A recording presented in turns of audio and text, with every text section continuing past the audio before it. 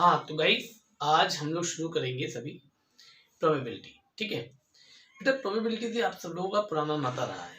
Probability आप लोग 9th class से पढ़ना शुरू कर चुके हैं। 9th क्लास से प्रोबेबिलिटी को शुरू किया, फिर 10th में पढ़ा, फिर 11th में पढ़ा और अब हम लोग 12th की प्रोबेबिलिटी पर आ चुके हैं। पर 12th की प्रोबेबिलिटी करने से पहले हमें इन पुरानी क्लासेस के बेसिक कंसेप्ट को एक बार रिवाइज करना होगा। तो पहले शुरुआत हम इसी बात से करेंगे कि प्रोबेबिलिटी के अंदर क्या क्या बेसिक कंसेप्ट्स हैं और उन बेसिक कंसेप्ट्स के अंदर क्या क्या डेफिनेशन है, क्या क्या छोटी छोटी कैरेक्टरिस्टिक्स हैं। देन आफ्टर हम लोग 12th की प्रोबेबिलिटी के बारे में चर्चा करेंगे। ठीक है, अब बात आई कि प्रोबेबिलिटी शुरू करें तो कहाँ से करें। तो देखो बेटा, प्रोबेबिलिटी के अंदर आप लोग 3-4 वर्ड बार बार देखते हो और लगभग हर क्वेश्चन में आएंगे। ट्रायल्स, आउटकम्स, एक्सपेरिमेंट, ये 3-4 वर्ड एक ऐसे वर्ड हैं जो आप प्रोबेबिलिटी में आप बार बार देखोगे। ट्रायल्स, आउटकम्स, एक्सपेरिमेंट, पहले इनको समझने की कोशिश करते हैं। Trials, what is the meaning of trials? जब एक एक काम को रिपीटेडली कई बार किया जाए, जैसे एक कॉइन को 4 बार उछालना, एक डाई को 3 बार रोल करना, एक ताश की गड्डी से एक के बाद एक लगातार कार्ड्स को ड्रॉ करना, तो ये सभी एक ही काम को बार बार, यानी ट्राई का प्लूरल है ट्रायल्स। तो एक ही काम को जब रिपीटेडली बार बार किया जाता है तो उसे ट्रायल्स बोला जाता है एक बार। फिर बात है आउटकम्स क्या होता है। तो आउटकम्स हो गया the result of the trial. Result मतलब क्या, आपने एक बार कोई ट्राई किया, एक कॉइन को उछाला तो उस पर हेड या टेल जो आकर गिरा, ये इसके आने के गिरने के जो तरीके हैं, ये जो गिरा है, रिजल्ट आया है, वो आपका एक आउटकम कहलाएगा। देन आफ्टर बात आई एक्सपेरिमेंट क्या है।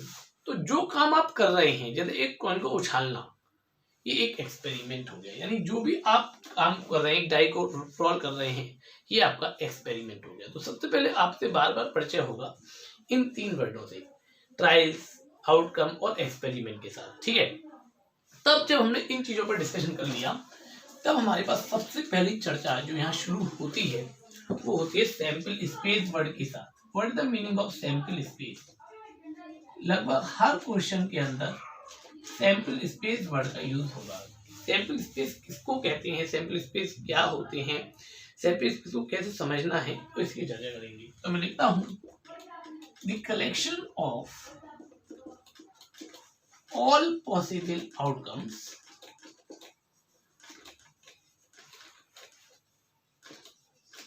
of an experiment of a trial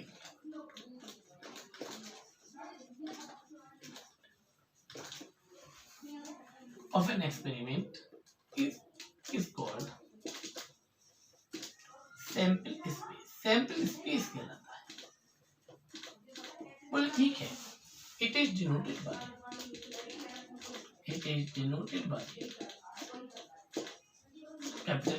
capital S से डिनोट किया जाता है। तो मैं बहुत सारे एग्जांपलों से आपके साथ चर्चा शुरू करूंगा। It is denoted by capital S. जैसे example number 1, a coin is tossed one time. A coin is tossed one time, जब एक कॉइन को एक बार उछाला जाए। हाँ भाई, एक बार उछालेंगे तो क्या अपॉर्चुनिटी है, क्या आउटकम्स पॉसिबल है? बोली जाए तो हेड आएगा साहब या टेल आएगा। तो हेड या टेल, इन दोनों को कलेक्ट करके एक ब्रैकेट में लिख दिया, वो सैंपल स्पेस कहलाएगा। यानी sample space like a set, कोई सेट की तरह है। ठीक है, जो कलेक्ट करता है ऑल द अपॉर्चुनिटीज को। तो ये मेरा एग्जांपल नंबर 1 हो गया। मैंने कहा एक कॉइन इज टॉस्ड 2 टाइम्स, 2 बार उछाला जाए। तो हाँ भाई, जब कॉइन को 2 बार उछालते हैं तो head head, head tail, tail head, tail tail. कभी याद है किसी को? अगर मैं ट्री मेथड से बात करूं तो एक बार उछालने पर हेड और टेल, और फिर से उछालने पर तो H H H T, T H T T. तो ये 4 अपॉर्चुनिटी हमारी हो गई। याद आ रहा होगा, सबने पढ़ा है। तीसरा, एक coin is tossed 3 times. Tossed 3 times, जब एक कॉइन को 3 बार उछाला जाता है। तो याद कीजिएगा, सैंपल पे बनता था 8 एलिमेंट्स का। तो बोले हम कैसे बनाते थे, तो मैं आपको तरीका बता देता हूँ। ये 3 वाला बनाना है तो 2 वाले को 2 बार लिख लो।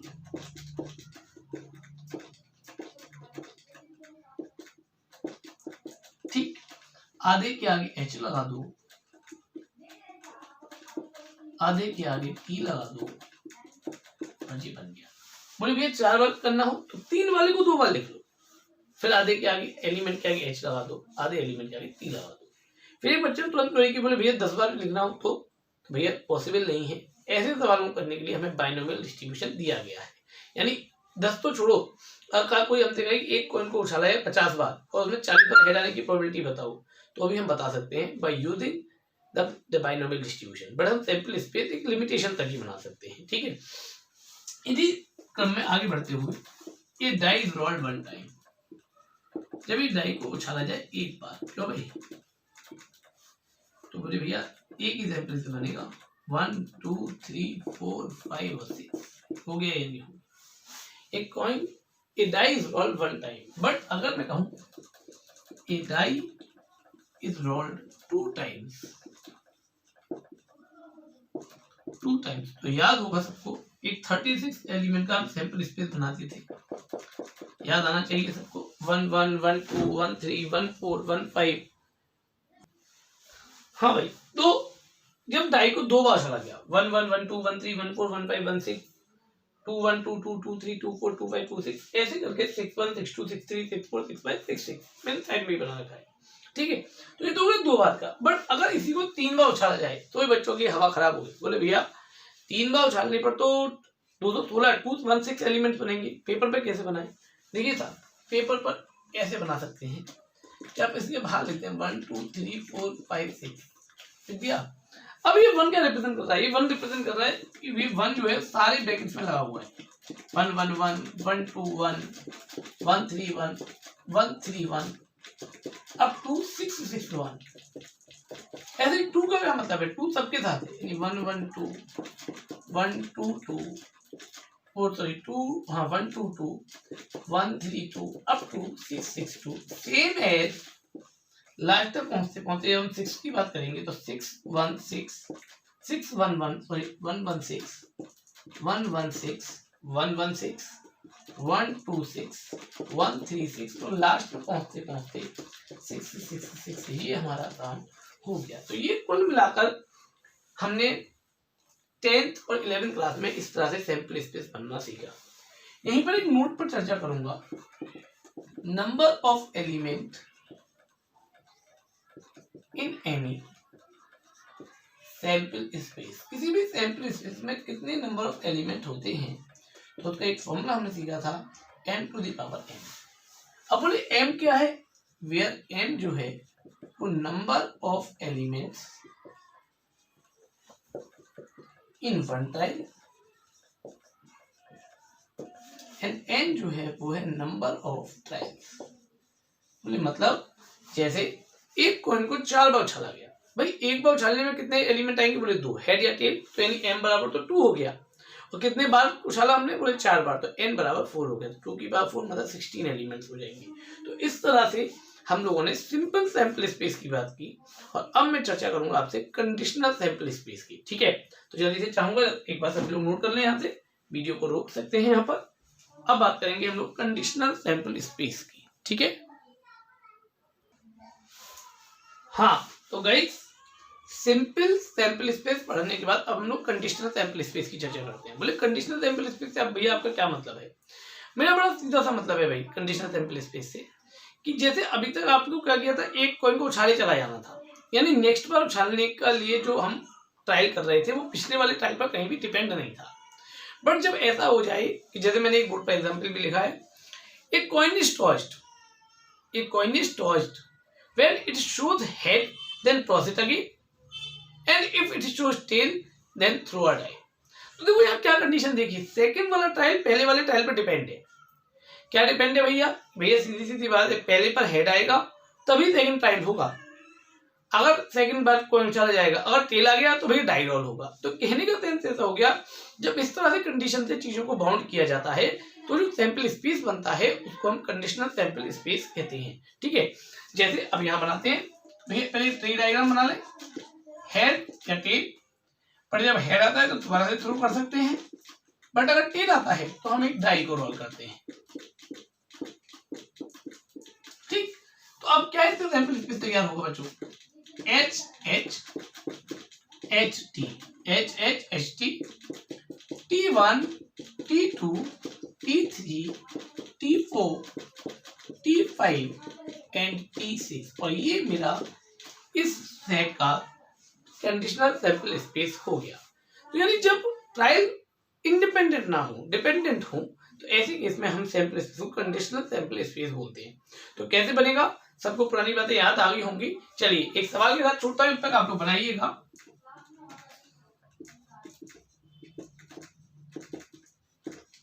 A die is thrown when it shows an even number. Throw it again. If it shows an odd number, then throw a die, throw a coin. Find its sample space. इसका सैंपल स्पेस आपको मुझे निकालकर बताना है। चलिए मैं यहाँ पर वीडियो को रोकिए, क्योंकि अब हम लोग चर्चा करने जाएंगे अगले में इवेंट पर। तो मैं चाहूंगा यहाँ पर रुककर पहले आप सैंपल स्पेस क्लियर कर लें, तब वीडियो को आगे कंटिन्यू करें। ठीक है, सैंपल स्पेस इवेंट्स के साथ।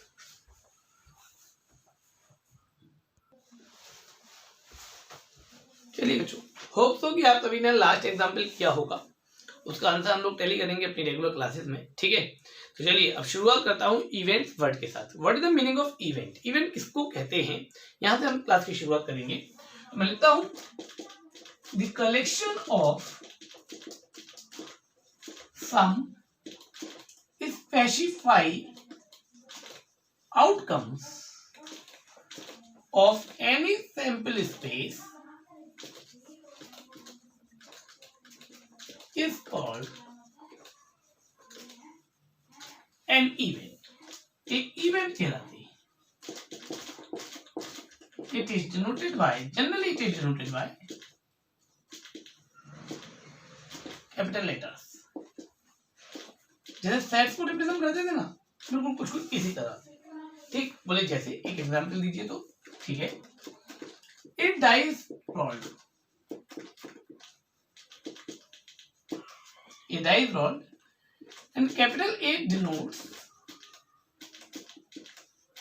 even number comes out. Even number comes out. Capital A denote करता है कि even number आएगा। तो अब अगर मैं देखूं तो यहाँ पर सैंपल स्पेस क्या है, 1 2 3 4 5 6 भाई डाई को थ्रू किया गया है। बट अगर मैं ए कहूं तो इसके कुछ स्पेसिफाइड आउटकम्स यानी कि 2 4 6 का कलेक्शन है। तो ये इस सैंपल स्पेस के लिए एक इवेंट हो गया। यानी सैंपल स्पेस में कुछ एलिमेंट को लेकर एक छोटा सेट बना देना, ये उस सैंपल स्पेस का एक इवेंट कहलाता जाता है। एक सैंपल स्पेस के लिए बहुत सारे इवेंट बन सकते हैं, कोई गिनती नहीं है। बट इतनी बात पक्की है कि अगर मैं आपसे बात करूं यहां से नोट की, तो sample space every event is subset of sample space. Her event sample space का एक सबसेट होता है। Every event is the subset of sample space, है ना। अपने सैंपल स्पेस का सबसेट होता है, भाई उसी में से तो बना है, तो ऑब्वियसली बात है सबसेट होगा। और टोटल नंबर ऑफ सबसेट आप जानते हैं क्या होते हैं। Total number of subset for any set 2 की पावर m, 2 की पावर n। यानी एक सैंपल स्पेस के लिए ज्यादा से ज्यादा कितने इवेंट हो सकते हैं, number maximum number of event possible for any sample space is 2 की power m, where m is the number of element in sample space। Sample space में जितने एलिमेंट हैं उसको m कहते हैं। तो ये मैंने 11th ही जोड़ दिया। देखिए बड़ी अच्छी बात बताता हूँ, प्रोबेबिलिटी सही मायने में सेट्स और परम्यूटेशन कॉम्बिनेशन से बना हुआ है। इन दोनों चैप्टरों का इस पर काफी ज्यादा अच्छा आप प्रभाव देखेंगे, ठीक है ना। तो मेरे बच्चों ये तो रही हमारी इवेंट की चर्चा, और अब हम लोग इससे जुड़ी हुई एक बहुत मेन बात पर आते हैं, टाइप ऑफ इवेंट। और इसका आपको बहुत ज्यादा यूज करना पड़ेगा 12th क्लास में भी, क्योंकि बार बार वर्ड आएंगे। तो बहुत सारी इवेंट है, शुरुआत करता हूँ कुछ छोटी छोटी इवेंट्स के साथ। सबसे पहले सिंपल इवेंट। क्या होती है साहब सिंपल इवेंट? तो लिखता हूं an event which contains only one element of sample space is called simple event. Simple event कहलाती है, is called simple event. बोले एग्जाम्पल से समझो. A dice rolled. Capital A denotes even prime number comes up. हाँ भाई, even prime number comes up. तो मेरे बेटाओं, अगर मैं बात करूं तो अगर इसका सैंपल स्पेस देखूं तो 1 2 3 4 5 6, बट अगर एक ही बात करूं तो केवल एक एलिमेंट को कंटेन करेगा 2 को, यानी सही मायने में सिंगलटन सेट. किसी सेट का एक सिंगलटन सबसेट जो होता है वो उसके लिए सिंपल इवेंट का काम करता है. करेक्ट बच्चों? सिंपल इवेंट कहलाते हैं. तो जल्दी से नोट करेंगे यहाँ तक, देन आफ्टर हम लोग अगले इवेंट के टाइप की तरफ बढ़ेंगे. ओके हाँ भाई, compound event, the event which contains more than one element, more than one element, जिसमें एक से ज्यादा एलिमेंट हो, more than one element is called compound event. Example, a dice rolled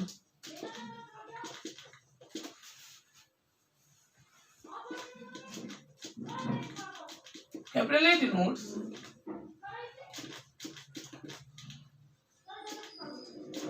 even number comes up. हाँ भाई, ठीक. तो capital A में क्या है? 2 4, यानी कुल मिलाकर सिंगल नंबर जस्ट अपोजिट है कि एक ऐसा सेट जिसके अंदर एक से ज्यादा एलिमेंट हो, कंपाउंड इवेंट कहलाता है. ठीक है, फिर मैं आगे बढ़ा, इसके बाद तीसरे इवेंट पर पहुंचा जिसका नाम था श्योर इवेंट. ये तो आपने पढ़ा हुआ है 11th क्लास में, मैं उसी को एक बार आप लोगों के साथ रिवाइज कर रहा हूँ. श्योर इवेंट क्या होती है, ध्यान से सुनिएगा. An event which contains all the elements of sample space is called sure event. Full example, बिल्कुल, a dice rolled. A denotes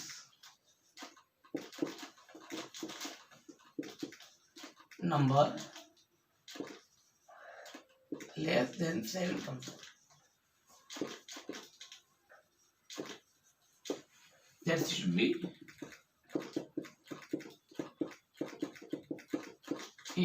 1 2 3 4 5 6 exactly. ठीक है, फिर आया आपका इम्पॉसिबल इवेंट.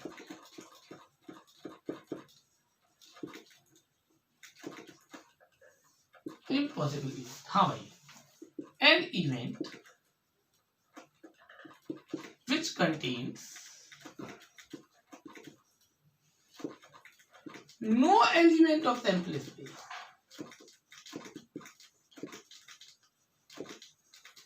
यानी सैंपल स्पेस का कोई भी एलिमेंट कंटेन ना करता हूं, no element of sample space is called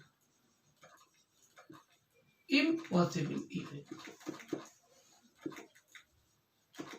अब मैं इसको एग्जाम्पल के थ्रू देखूं, a dice rolled, a dice rolled and capital A denotes number greater than 6 comes up.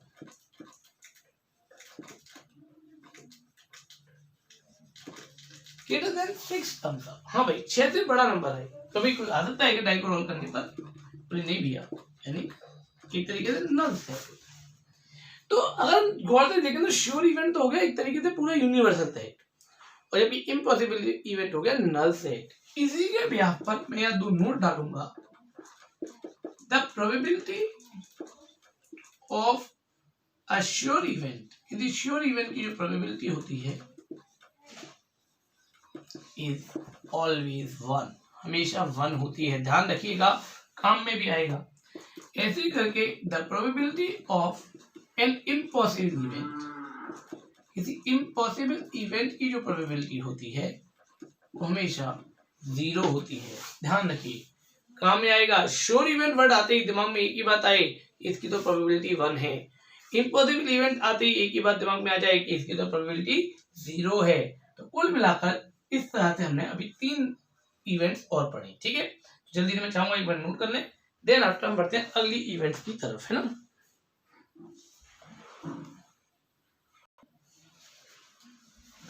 हाँ भाई, अब मैं आया कॉम्प्लीमेंट्री इवेंट, है ना।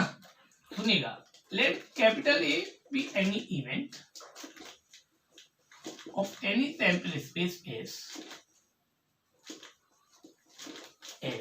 Then complementary event of capital A is not A, यानी किसी काम का ना होना।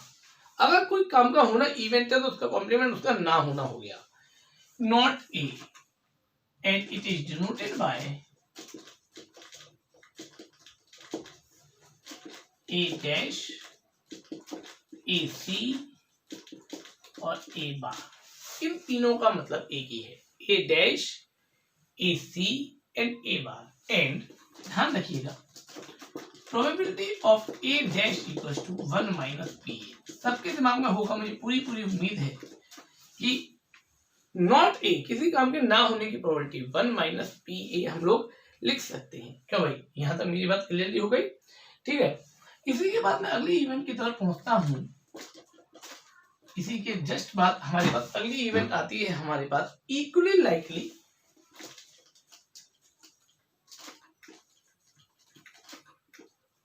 और इक्वली प्रोबेबल इवेंट्स। इसका मतलब क्या हो गया, तो सुनेंगे, 2 events probabilities are same equal are called equally likely और probable events, equally likely और equally probable events। ठीक है, let capital A and capital B are 2 events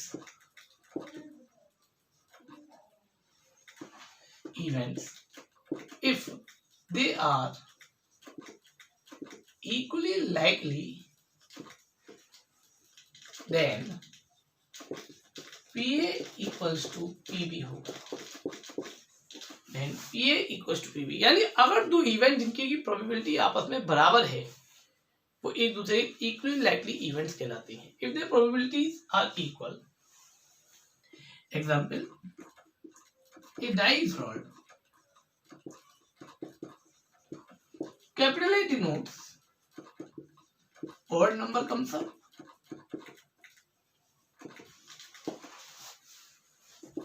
and capital B denotes even number comes up।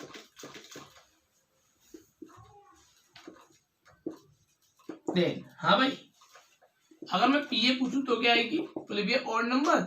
Odd number होते हैं जैसे temperature में होते हैं 1 2 3 4 5 6, बट अगर आप ऑड की बात कर रहे हो आप केवल 1 3 5 लिखना, यानी 3 तो इसमें और टोटल तो 3 by 6, दैट इज 1 by 2। सब लोग करते थे 10th क्लास में। और PB बोले इवन नंबर, बोले भैया वो भी 3 ही है, यानी उसकी प्रोबेबिलिटी भी 3 by 6 यानी 1 by 2। साफ लिखा है PA बराबर PB है, तो इसका मतलब they are equally likely. But यहाँ एक बात क्लियर कर दूं, if PA equals to PB,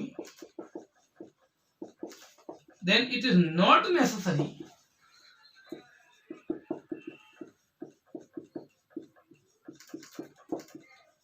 that A equals to B। तो ये जरूरी नहीं है कि वो A बराबर B हो। हाँ ए बराबर बी है तो पी ए बराबर पी बी होना तय है, बट अगर पी ए बराबर पी बी है तो ए बराबर बी जरूरी नहीं है कि करो। एग्जाम्पल आपके सामने है, ए था ऑड नंबर को रिप्रेजेंट करना, बी था इवन नंबर को, पर प्रोबेबिलिटी सेम थी, तो पी ए बराबर पी बी तो था बट ए बराबर बी नहीं था, तो it is not necessary that A बराबर बी। ठीक है, नोट करेंगे, उम्मीद करता हूं यहाँ तक जल्दी से। ठीक है,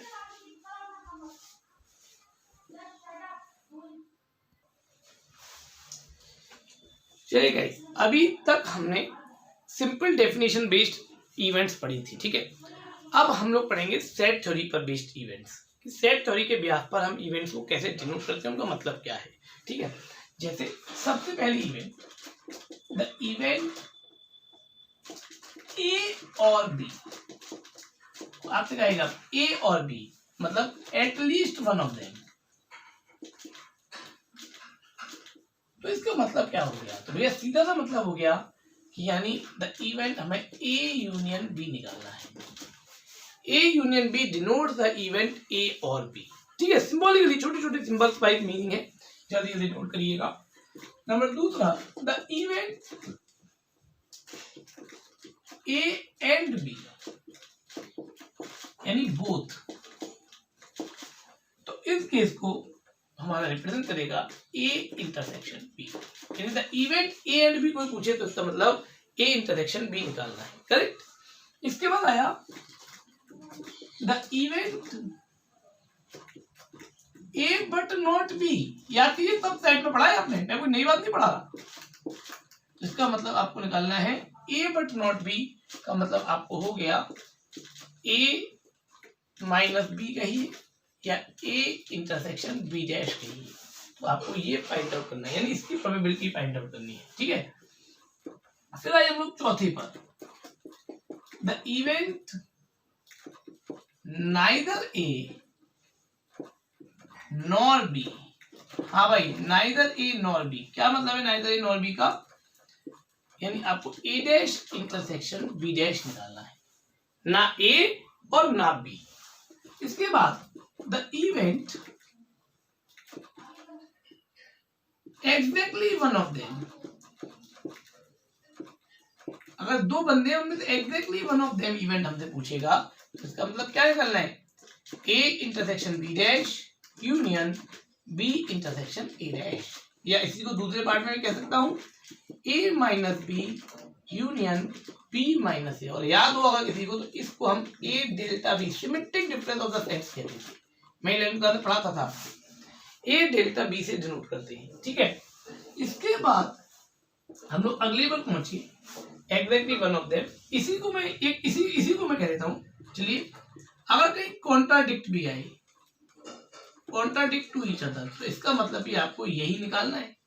बोले क्यों, कॉन्ट्राडिक्ट का मतलब होता है एक यदि यस कह रहा है तो दूसरा नो, और फिर अगर दूसरा यस कह रहा है तो पहला नो, तो कुल मिलाकर ए कहे तो बी ना कहे और बी कहे तो ए ना कहे, तो अगर ऐसा कभी हो तो इसका मतलब कॉन्ट्राडिक्ट टू ईच अदर हो जाता है।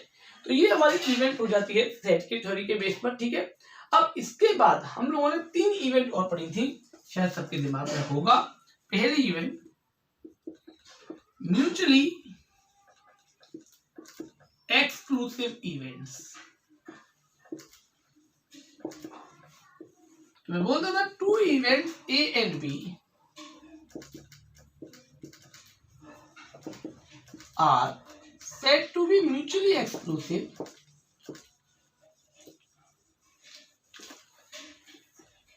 if A intersection B equals to 5, यदि उनका इंटरसेक्शन 5 हो जाए, यानी कुछ भी कॉमन ना हो। यदि 2 इवेंट है ए और बी और उनमें कुछ भी कॉमन नहीं है तो इसके बाद दे आर म्यूचुअली एक्सक्लूसिव। बोले एग्जांपल, बिल्कुल, a dice throne,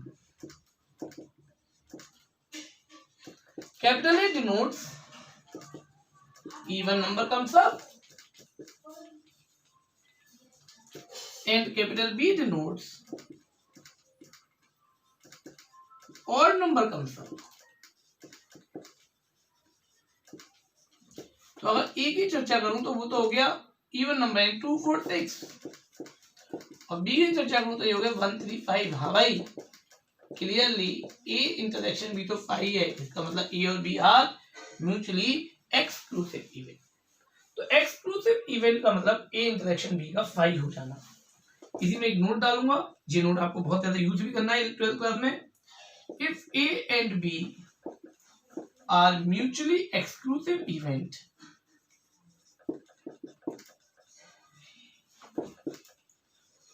then P A interaction B equals to 0, यानी पी ए इंटरेक्शन बी 0 हो जाएगा। भाई ऑब्वियसली बात है, जब ए इंटरेक्शन फाई हो गया तो इसका मतलब उसकी प्रोबेबिलिटी क्या हो गई, 0 हो गई, पी ए इंटरेक्शन भी 0 हो जाएगा।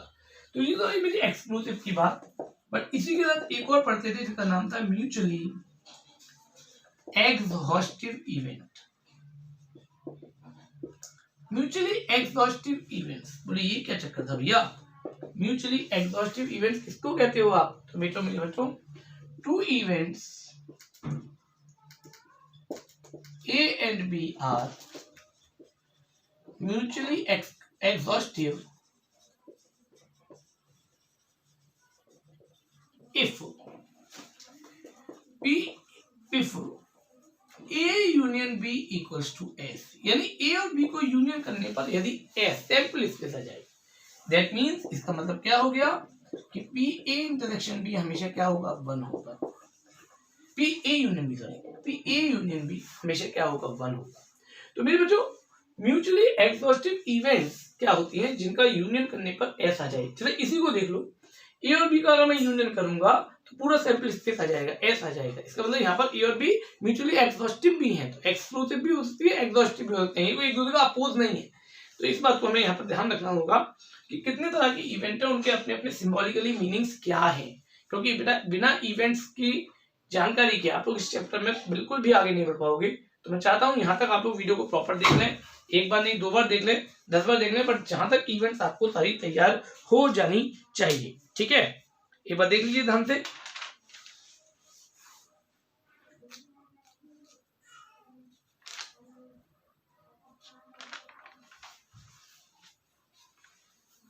ठीक, चलिए यहां तक हो जाने के बाद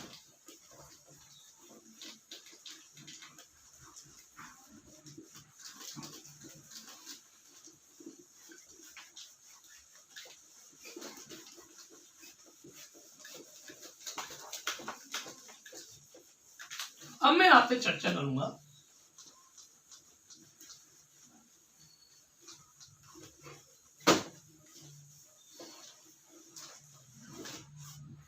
ठीक, तो सुनिएगा कुछ छोटे छोटे set theory based formula.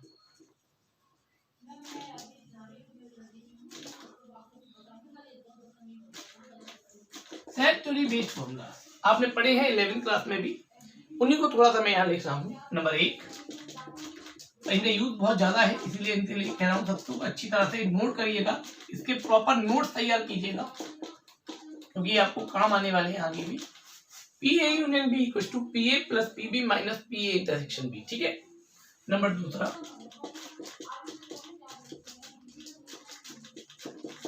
P A plus P B plus P C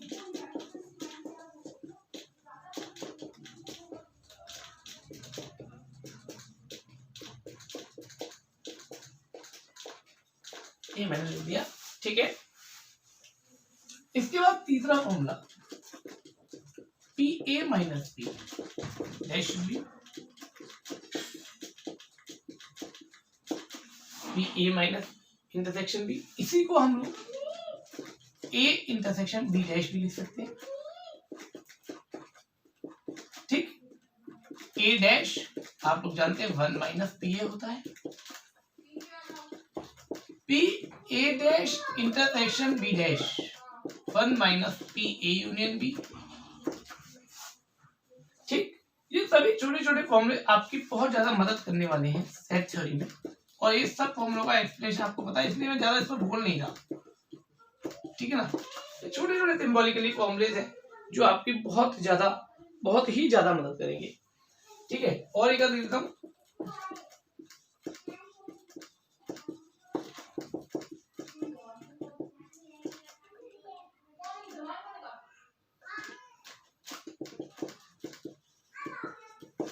B minus. ठीक है, तो इन फॉर्मूलों को बहुत अच्छी तरह से नोट कर लीजिएगा, क्योंकि ये फॉर्मूले आपको मदद करने वाले हैं। ठीक है, मैं चाहूंगा 1 मिनट आप सारे फॉर्मूले को देख लें, देन आफ्टर मैं आपसे छोटी छोटी नोट्स पर चर्चा करूंगा।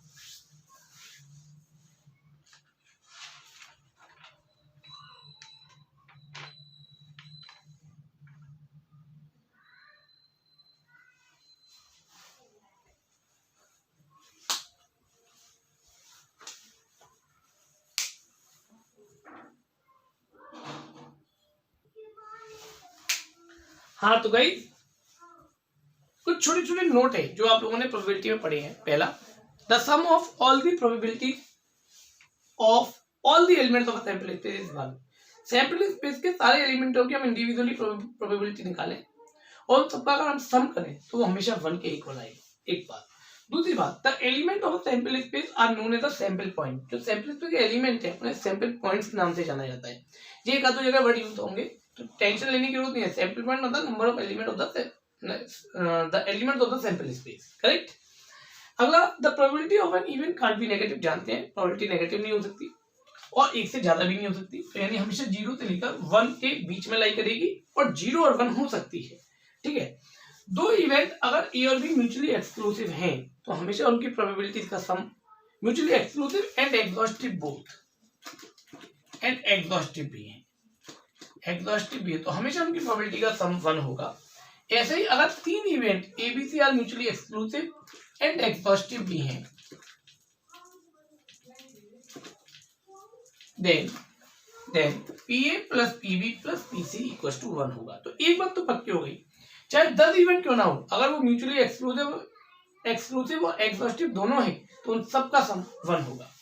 ठीक है, फिर छोटी सी चर्चा एक कंसिस्टेंसी पर भी कर लेते हैं। What is the meaning of consistent? तो 2 event A and B are said to be consistent if उनके इंटरसेक्शन की क्वालिटी पी और पीबी दोनों से छोटी होनी चाहिए और यूनियन की क्वालिटी हमेशा दोनों से बड़ी होनी चाहिए या बराबर हो सकती है। तो अगर ऐसा होता है तो हम उन इवेंट्स को कंसिस्टेंट बोलते हैं। ठीक है बेटा, ये छोटे छोटे नोट है, बहुत ज्यादा काम में आएंगे, इसलिए इसका विशेष तौर पर ध्यान रखिएगा, यूज करना पड़ेगा आपको। देन आफ्टर मैं आपसे एक छोटे से मुद्दे पर चर्चा और करूंगा, ऑड्स। ठीक है, तो नोट कर लीजिए इसे, वीडियो को रोककर।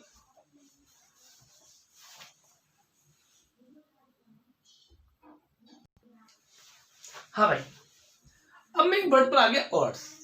ऑड्स ऑड नंबर से दूर दूर तक वास्ता नहीं लगता भाई। ऑड्स एक सिंपल नंबर का नाम है, जैसे गुड और गुड्स में होता है। गुड माने अच्छा, गुड्स माने सामान, तो दूर दूर तक रिलेशन नहीं है ना, ऐसे ऑड नंबर और ऑड्स में भी कोई रिलेशन नहीं है। तो बोले ये होता क्या है, तो ऑड्स मतलब it is the ratio of favourable outcomes and unfavourable outcomes.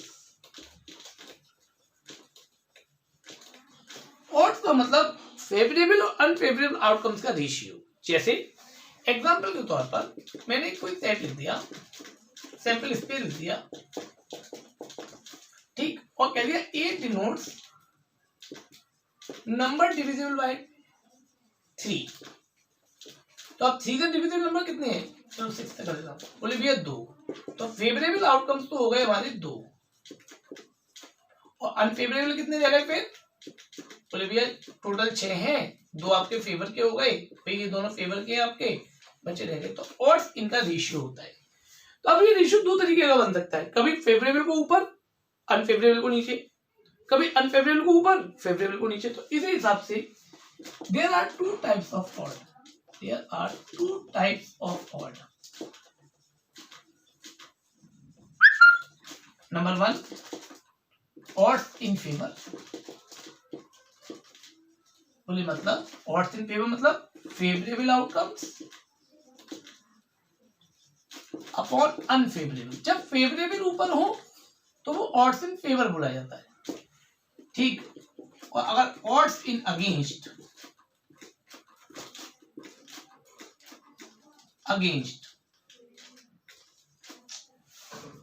Odds in against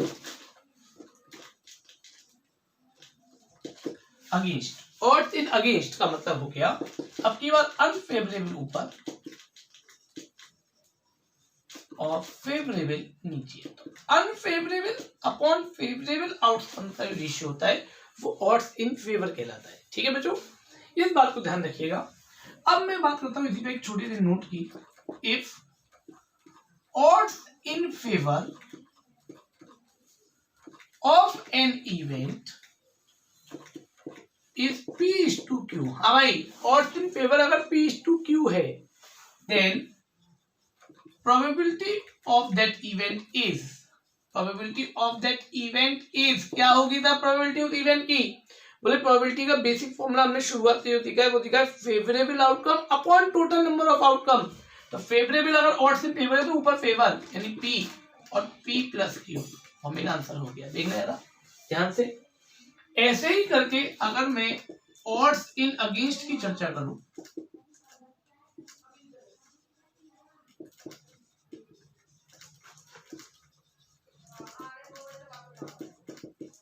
then